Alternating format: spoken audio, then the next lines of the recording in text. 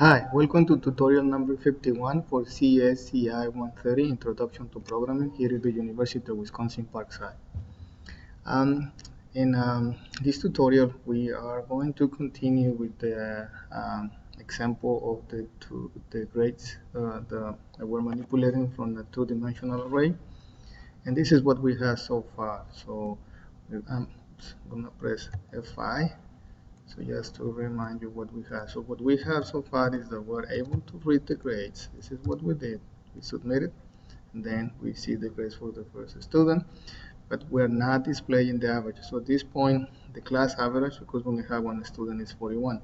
If we add another student, let's say he has all 20s, well, he has a 21 over here, then the average for his scores is 20, but the class average will be 40 and 20, 60, so here we should have a 30.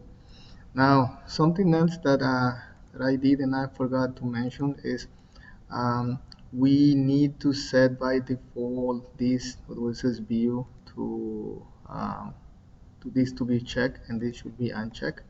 So by default, we're going to see the numerical grades. Once we click on here, then this should be changed to letter grades. Okay, so how do you do that? Well, in the form, you check on this, and then you go to the properties. You go where it says check. Let me see here, and then it says true. Be sure that the other one says false. Here, check false. So that means when we start the program, this is already numeric, and then we're displaying the numerical grades, and that's what we want. Okay, now let's add the functionality for the class average. So for that, we are creating a function, and that function is similar to the sub that we did to display grades. So let's type function, and then let's say class underscore average. Now we're not providing any parameters, and it's gonna return an integer. Okay, now display grades is manipulating an array. So look, this is what we do with the for loop. So for each element of the array, which is my index, starts at 0, the first one, to whatever is my current counter. Then we're going to be displaying each of the elements of the array in my list box. So every time that I'm entering the grades. So now I'm doing something similar. So I'm going to copy this for loop. It's a good for loop. So we're going to copy, put it here in the function. Let's also remind that, let me remind you that a sub and a function, the difference is that the function has a return statement. So sub, as you see, there is nothing that will return. So here, let's take away this statement, and we need a variable to add all the numbers. So let's call that sum as integer. And we need to remember to initialize that equal to 0. So then we're going to say sum plus equals to, we're going to be adding each student. Remember they had 3 tests, and then we average those 3 tests, and we listed in the last column, and that is the last column is grades high for the given student, 4 column, which will be 3. So then we say grades I, 3. So that will be adding the current grades that we got. Now, how is that we're going to compute the average?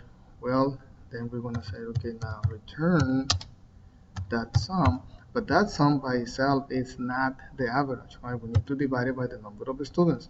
So we're going to divide that by counter. Counter by itself is not actually the number of students. I mean, why? Because student number 1, we actually call the 0. Student 0, and then student number 2 is student 2. So when we actually have one student, it's going to say counter 0. We cannot divide by 0. We're going to say plus 1. Okay, so like for example, the last student is going to be counted equals 9, which is actually the 10th student, so we need to be adding plus 1. Okay, now when we display the grades, maybe it's a good idea that we can display the class average too. So here we're going to add on this, which is my label phi. We're gonna say, okay, on label phi dot text equals class average underscore average. Okay, so now let's see this is okay. We don't have any errors. So let's say 23, 20, 23. So beautiful, look, 23, 21, the average is 22. Now let's add another student, 34, 45, 56. Now submit grades. We're adding the student, and that looks good because look, 22 plus 45, that must be 67 divided by 2 is about 33.5, rounded is 34. So that looks good. Let's put another with 100. Here is a 99. So the average is rounded to 100, and then here is the average of 22, 45, 156. That looks beautiful. Okay, now we just need the function. And now you know something else. When we're typing the test here, you see when we type, maybe we should erase the text box because we're typing another student, right? But well, maybe it's okay because I still don't have the class. I mean, the class average is still 56 until I submit the grades. It changed the class. So I think it's fine. So I think we're doing okay. So we just need now this change, numeric and letter. Okay, for that, I will agree with the answer that they have in the textbook. So in the textbook, I think they have another function that says letter grade. So here, they give a grade, and then they're going to check for the grade, and then they're probably going to return the output, which is one of those letters. So this returns a string. Okay, so let's follow this function, the same one that they have, function letter grade. So let's go over here, and then let's add another function, and let's call that function letter underscore grade, and then they're going to provide grade. I'm going to call that x as integer, so that's what we give, and then it's going to return string. Okay, so then what they just have is just a select case, right? So let's do this. Let's say select case x, which is my grade, and then we say case, we need the numbers. Case is greater or equal than 90. Okay, so case is greater or equal than 90. Then what about it? We say return a. Is that okay? And we say case is greater or equal than 80. Then we say return b. Now case is greater or equal than 70. Then return, which one we're doing now? D? No, C, I'm sorry, C. Now case is greater or equal than 60. Then return D. And anything else, case else, return F.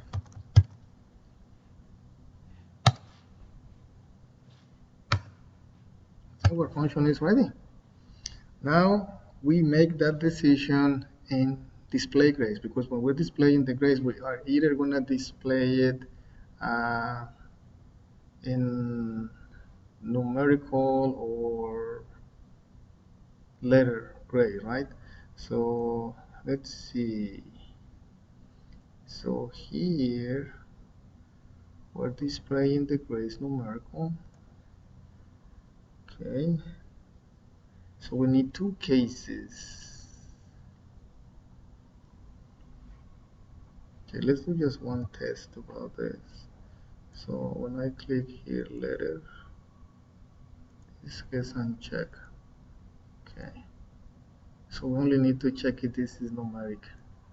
So if this is numeric, this is what we want, and otherwise we want to convert the grades to a letter grade. Okay, so let's put here the if statement. Okay, so then we're gonna add an if statement here that is gonna say if, let's see, this is radio button 1, and we're gonna say is radio button 1 dot check equals true, then we want that to happen, I mean to display the numerical, else we want the letter grade. So we're gonna copy this. This is doing already the numerical, right? So I'm gonna copy this. I don't know, this is the most efficient way, so we're gonna put it there and then I'm gonna paste it there. So this is working fine. So now I'm gonna copy that again over here, and we need to make the changes when we display the grade. It says okay, it's probably gonna look ugly here. I'm gonna use the function letter underscore grade. I think that's how we call it. And then we're gonna enclose that there. So we're giving the numerical grade, and it's gonna change it to letter grade. So that's what this function does. So I'm gonna copy this, Control C, and do that for all the grades. So this is the grade for the first exam. So now we're going to do the same for the second. So Control V, and then don't forget to put the other parentheses there. And then this is the other test. Convert that to a letter grade. So close the parentheses, and then we're doing the same for the average. So Control V, and then convert that to, hope I don't missing any parentheses. And the same for the class average. The class average also needs to be converted. So there. Okay. So hope everything is fine. Let's press F5 and let's do the check. So this is 23, 34, 86. Submit grades. Yeah, they look okay. Now let's do another one. Okay, look okay. Now if I do this, they don't change because we haven't programmed this.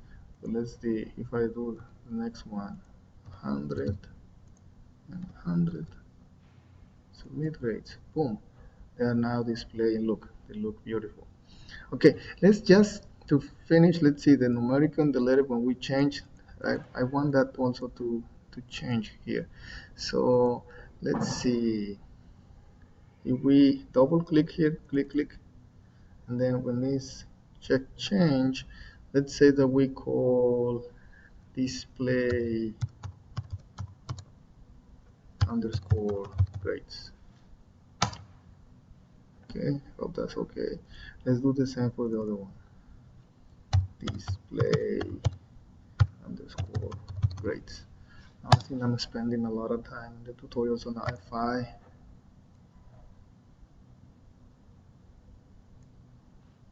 Oh, no, because now it's getting that first student there. So no, we don't want that. You know what? Let's forget about this. We already spent a lot of time here, so this is okay. Because we need to fix something else. I mean, it's checking. I mean, since by default it's already checked, it's giving me without entering the first student. But I'm not gonna change now. We already got 15 minutes, and this is too long. I think this is good. Now I'm gonna post it, and I think I simplified a lot the code for from the textbook. So this is it for this posting. Thank you.